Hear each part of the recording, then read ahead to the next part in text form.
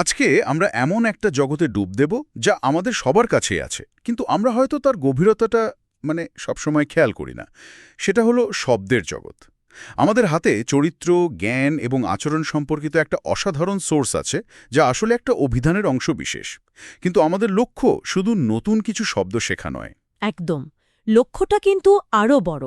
আমরা দেখতে চাইব কিভাবে নির্দিষ্ট কিছু শব্দ আমাদের চিন্তার কাঠামোটা তৈরি করে দেয়। হ্যাঁ, কিভাবে দুটো প্রায় একই রকম দেখতে শব্দের মধ্যে লুকিয়ে থাকা সূক্ষ্ম পার্থক্যটা আমাদের পৃথিবী দেখার দৃষ্টিভঙ্গিকেই বদলে দিতে পারে। ঠিক। এটা শব্দভাণ্ডার বাড়ানো নয়, বরং চিন্তার স্বচ্ছতা বাড়ানোর একটা অনুশীলন। ঠিক তাই। একদম। আর এই অনুশীলনের জন্য আমাদের একটা যাত্রাপথও আছে। আমরা শুরু করব আমাদের বাইরের জগৎ দিয়ে, কাজ আর উৎপাদনশীলতা। তারপর ধীরে ধীরে ডুব দেব আমাদের ভেতরের জগতে, মন আর স্মৃতি। সেখান থেকে যাব প্রকাশের জগতে, অর্থাৎ কথা ও শব্দে। আচ্ছা। এরপর দেখব গতি আর স্থানের ধারণা, এবং সবশেষে আমরা পৌঁছব এমন কিছু বিমূর্ত ধারণার কাছে যা এই সব কিছুকে এক সুতো বাঁধে। চলুন সেই যাত্রা শুরু করা যাক। চলুন। তাহলে প্রথম ক্লাস্টার, কাজ ও উৎপাদনশীলতা। দেখুন, অলসতা বোঝাতে আমাদের কাছে ইন্ডোলেন্ট আর স্লথফুল দুটো শব্দই আছে। আমি তো এতদিন দুটোকেই প্রায় একই অর্থে ব্যবহার করতাম। এটা অনেকেই করে। কিন্তু সোর্স বলছে এদের মধ্যে পার্থক্য আছে। আবার ডিলেটরি শব্দটাও নাকি এদের থেকে আলাদা। হলো ধরুন কাজ করার প্রতি এক ধরনের সাধারণ অনীহা। যেমন ধরুন রবিবারের দুপুরে খাওয়ার পর আপনার যে কাজ করতে ইচ্ছে করে না, ওটা হলো ইন্ডোলেন্স। এটা অনেকটা মানসিক অবস্থা। আচ্ছা, কিন্তু স্লথফুল শব্দটার মধ্যে একটা শারীরিক জড়তার ভাব আছে। ধীর গতি, কর্মবিমুখতা, যেন শরীর বা মন নড়তেই চাইছে না, এরকম একটা ব্যাপার। একদম। এটা আলস্যের আরও গভীর এবং নিষ্ক্রিয় একটা রূপ। তার ইন্ডোলেন্স হলো ইচ্ছে করছে না, আর স্লথফুল হলো পারছি না বা করব নার মতো একটা অবস্থা। তাহলে ডিলেটরি কি? ডিলেটরি হলো একটা সচেতন সিদ্ধান্ত। এটা ইচ্ছাকৃতভাবে কোনো কাজ দেরিতে করা বা গড়িমসি করা। ও, এখানে আলস্যের চেয়েও বড় ভূমিকা হলো কৌশলের। ধরুন কেউ একটা অপ্রিয় কাজ এড়িয়ে যাওয়ার জন্য নারস্ন দেরি করছে, সে কিন্তু আলস নয়, সে হলো ডিলেটরি। তার এটা এক ধরনের প্যাসিভ অ্যাগ্রেশনও হতে পারে। ঠিক, কাজটা করব না বলছে না, কিন্তু করেই যাচ্ছে। বাহ, এই পার্থক্যটা তো মানুষের উদ্দেশ্য বোঝার জন্য একটা নতুন দরজা খুলে দেওয়ার মতো। তাহলে এর উল্টো দিকেও নিশ্চয়ই এমন সূক্ষ্ম ভাগ আছে, যেমন পরিশ্রমী বোঝাতে ইন্ডাস্ট্রিয়াস, সেডুলাস এবং অ্যাসিডুয়াস, এই তিনটি শব্দ রয়েছে। অবশ্যই আছে। ইন্ডাস্ট্রিয়াস হল সবচেয়ে সাধারণ আর বহুল ব্যবহৃত শব্দ। যে কেউ কঠোর পরিশ্রম করলে সে ইন্ডাস্ট্রিয়াস। আচ্ছা, কিন্তু সেডুলাস শব্দটার মধ্যে অধ্যবসায়ের ধারণাটা লুকিয়ে আছে। যে সহজে হাল ছাড়ে না, মনোযোগ দিয়ে লেগে থাকে, সেই সেডুলাস। এখানে ধারাবাহিকতার একটা ব্যাপার আছে। একদম। আর অ্যাসিডুয়াস, ওটা কি আরও নির্দিষ্ট কিছু বোঝায়? হ্যাঁ, অ্যাসিডুয়াস হল কোনো একটি বিশেষ কাজে গভীর মনোযোগ আর বিড়া চেষ্টা দিয়ে লেগে থাকা। ধরুন একজন বিজ্ঞানী বছরের পর বছর ধরে একটা নির্দিষ্ট প্রজেক্টে কাজ করছেন, খুঁটিনাটি সব দিকে নজর রেখে। তিনি তার গবেষণায় অ্যাসিডুয়াস। ও, একজন কারিগর যখন একটা সূক্ষ্ম নকশা তৈরি করেন, তখন তিনি অ্যাসিডুয়াস। এখানে পরিশ্রমের চেয়েও বেশি গুরুত্বপূর্ণ হল নিষ্ঠা আর একাগ্রতা। তার একজন কারখানা শ্রমিক সাধারণভাবে ইন্ডাস্ট্রিয়াস, একজন ভালো ছাত্র তার পড়ায় সেডুলাস, আর একজন ঘড়ি নির্মাতা তার কাজে অ্যাসিডুয়াস। দারুণ। ঠিক।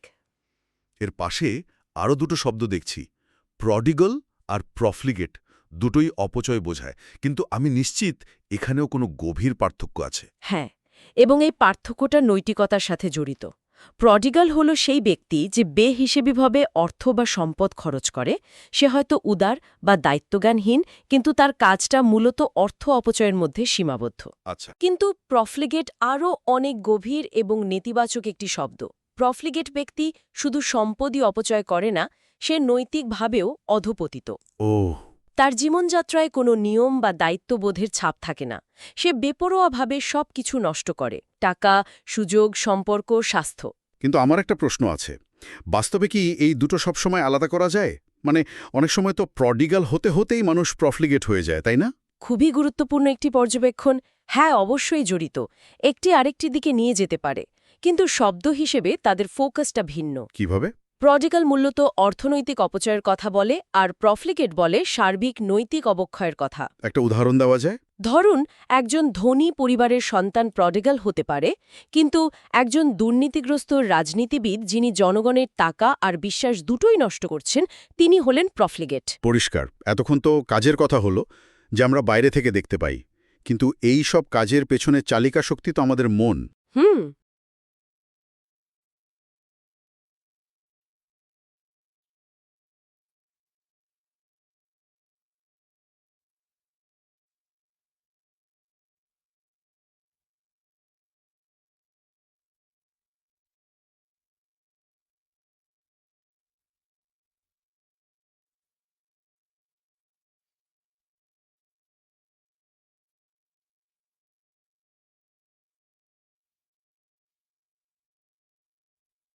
কিন্তু প্রফলিগেট আরও অনেক গভীর এবং নেতিবাচক একটি শব্দ। প্রফলিগেট ব্যক্তি শুধু সম্পদই অপচয় করে না, সে নৈতিকভাবেও অধপতিত। ও, তার জীবনযাত্রায় কোনো নিয়ম বা দায়িত্ববোধের ছাপ থাকে না। সে বেপরোয়াভাবে সবকিছু নষ্ট করে, টাকা, সুযোগ, সম্পর্ক, স্বাস্থ্য। কিন্তু আমার একটা প্রশ্ন আছে, বাস্তবে কি এই দুটো সবসময় আলাদা করা যায়? মানে অনেক সময় তো প্রডিগাল হতে হতেই মানুষ প্রফলিগেট হয়ে যায়, তাই না? খুবই গুরুত্বপূর্ণ একটি পর্যবেক্ষণ। হ্যাঁ, অবশ্যই জড়িত। একটি আরেকটি দিকে নিয়ে যেতে পারে, কিন্তু শব্দ হিসেবে তাদের ফোকাসটা ভিন্ন। কিভাবে? প্রডিগাল মূলত অর্থনৈতিক অপচয়ের কথা বলে আর প্রফলিগেট বলে সার্বিক নৈতিক অবক্ষয়ের কথা। একটা উদাহরণ দেওয়া যায়? ধরুন, একজন ধনী পরিবারের সন্তান প্রডিগাল হতে পারে, কিন্তু একজন দুর্নীতিগ্রস্ত রাজনীতিবিদ যিনি জনগণের টাকা আর বিশ্বাস দুটোই নষ্ট করছেন, তিনি হলেন প্রফলিগেট। পরিষ্কার। এতক্ষণ তো কাজের কথা হলো, যে আমরা বাইরে থেকে দেখতে পাই, কিন্তু এই সব কাজের পেছনে চালিকা শক্তি তো আমাদের মন। চলুন এবার সেই মনের অলিগলিতেই ঢোকা যাক। আমাদের দ্বিতীয় ক্লাস্টার, মন ও স্মৃতি। এখানে একটা পরিচিত শব্দ আছে, রেটিসেন্ট, মানে স্বল্পভাষী। হ্যাঁ। আমার তো এতদিন ধারণা ছিল রেটিসেন্ট আর লাজুক বা শাই দুটো প্রায় একই জিনিস। এটাই একটা সাধারণ ভুল ধারণা। দেখুন, লাজুক মানুষ হয়তো কথা বলতে ভয় পায় বা সংকোচ বোধ করে, কিন্তু রেটিসেন্ট ব্যক্তি নিজের চিন্তা বা অনুভূতি প্রকাশ করতে স্বচ্ছন্দবোধ করেন না। তার মানে তিনি ইচ্ছে করেই নিজেকে গুটিয়ে রাখেন। অনেকটা সেরকম। তার কাছে বলার মতো কথা থাকতে পারে, কিন্তু তিনি তা বলতে চান না। এটা একটা সচেতন সিদ্ধান্ত, সংকোচ নয়। তার মানে একজন আত্মবিশ্বাসী মানুষও কোনো নির্দিষ্ট বিষয়ে রেটিসেন্ট হতে পারেন? যেমন একজন গোয়েন্দা তার কেস নিয়ে কথা বলার সময় রেটিসেন্ট থাকবেন। একদম ঠিক। এটাই আসল পার্থক্য। বাহ! এর সাথে ট্যাসিটোর নামে আরেকটি শব্দের খুব মজার একটা সম্পর্ক আছে, যেটা আমরা কথা বলার অংশে গিয়ে আরও বিস্তারিত আলোচনা করব। আচ্ছা। তবে আপাতত মনের অন্য দিকগুলো দেখি, যেমন রিটেনটিভ আর তার বিপরীত ওব্লিভিয়ান। রিটেন্টিভ মানে যা স্মৃতিশক্তি ভালো, আর ওব্লিভিয়ান মানে বিস্মৃতি বা ভুলে যাওয়ার অবস্থা। আর মেমনিক তো আমরা সবাই ব্যবহার করি, কিছু মনে রাখার জন্য তৈরি করা কোনো সূত্র বা কৌশল। হুম। কিন্তু আমার আগ্রহ পেন্সিভ আর ইন্ট্রোস্পেক্টিভ শব্দ দুটো নিয়ে। দুটোই তো চিন্তাশীলতা বোঝায়। হ্যাঁ, কিন্তু দুটোর দিক সম্পূর্ণ ভিন্ন। এই পার্থক্যটা খুব জরুরি। একজন কবি হয়তো বৃষ্টি দেখে পেন্সিভ বা চিন্তামগ্ন হতে পারেন। তিনি বৃষ্টির সৌন্দর্য, তার বিষণ্ণতা বা বাইরের জগৎ নিয়ে ভাবছেন। তার ভাবনার কেন্দ্রবিন্দুটা বাইরে। আচ্ছা।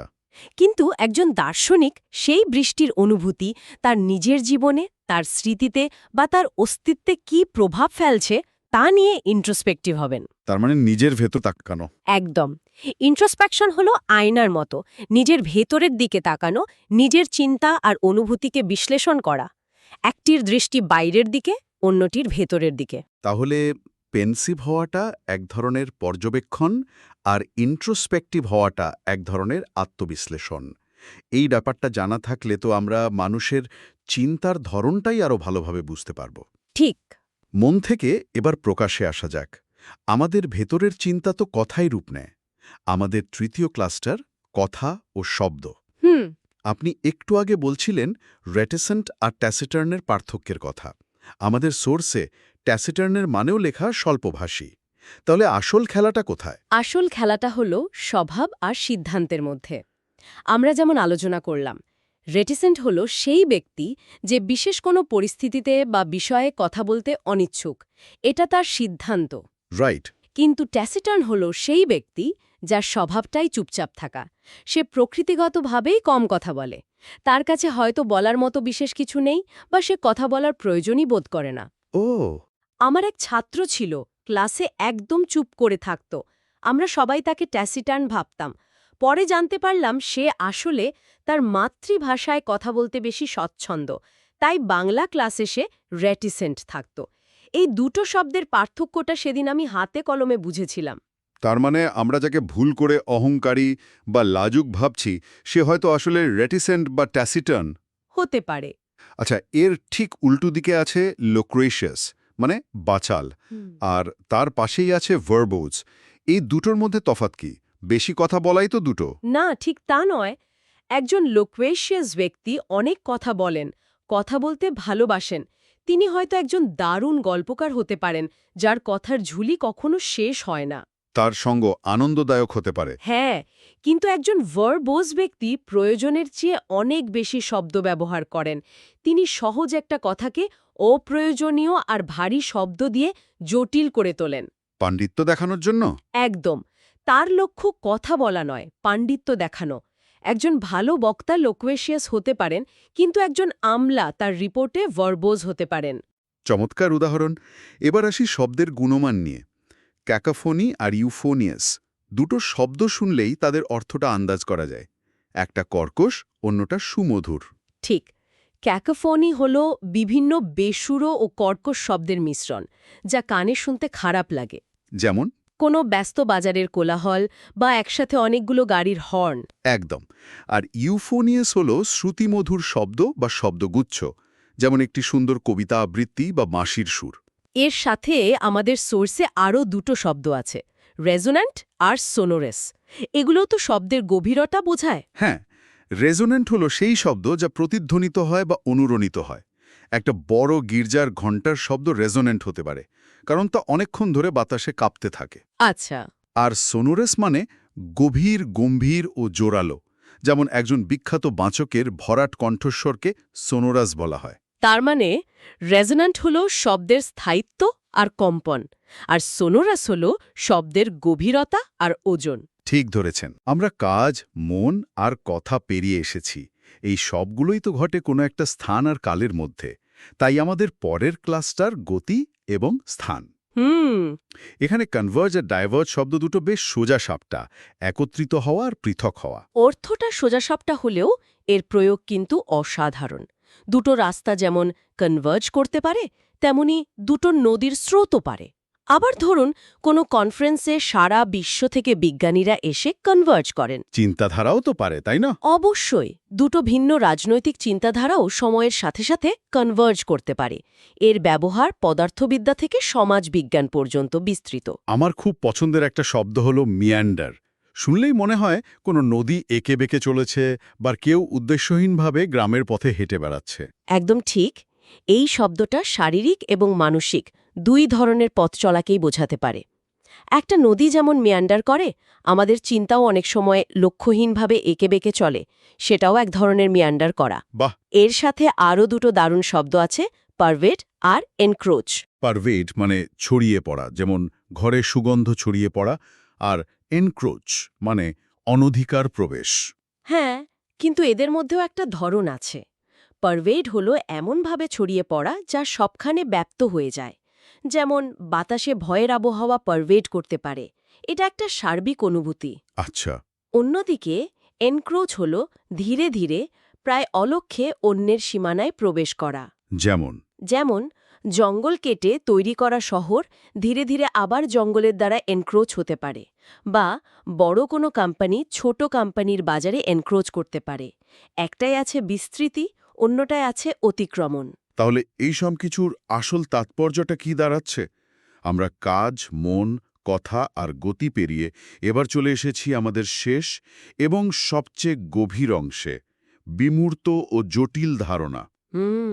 এখানে এমন কিছু শব্দ আছে যা শুনলেই রহস্যময় মনে হয়, যেমন এসোটেরিক, রিকন্ডাইট এবং আর্কেইন। এই তিনটি শব্দই সাধারণের বোধগম্য নয় এমন কিছু বোঝায়, কিন্তু এদের প্রেক্ষাপট ভিন্ন। এসোটেরিক জ্ঞান কেবল একটি নির্দিষ্ট ছোট গোষ্ঠীর মানুষই বোঝে। যেমন কোনো গুপ্ত সংগঠনের অভ্যন্তরীণ জ্ঞান। ঠিক, বা কোনো বিশেষ দর্শনের গূঢ় তত্ত্ব। রিকন্ডিট হল সেই বিষয় যা এতটাই গভীর বা জটিল যে সাধারণ মানুষের পক্ষে তা বোঝা কঠিন। মানে স্টিফেন হকিংয়ের বইয়ের মতো। হ্যাঁ, অনেকটা তাই।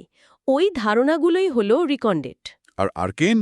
আর্কেন হল প্রাচীন ও গোপন কোনো রহস্য যা খুব কম লোক জানে। এর সাথে একটা পুরনো, প্রায় হারিয়ে যাওয়া জ্ঞানের ধারণা জড়িয়ে আছে। যেমন? প্রাচীন পুঁথিতে লেখা কোনো গুপ্তবিদ্যার কথা, অথবা হারিয়ে যাওয়া কোনো সভ্যতার ভাষা। এগুলো আর্কেন।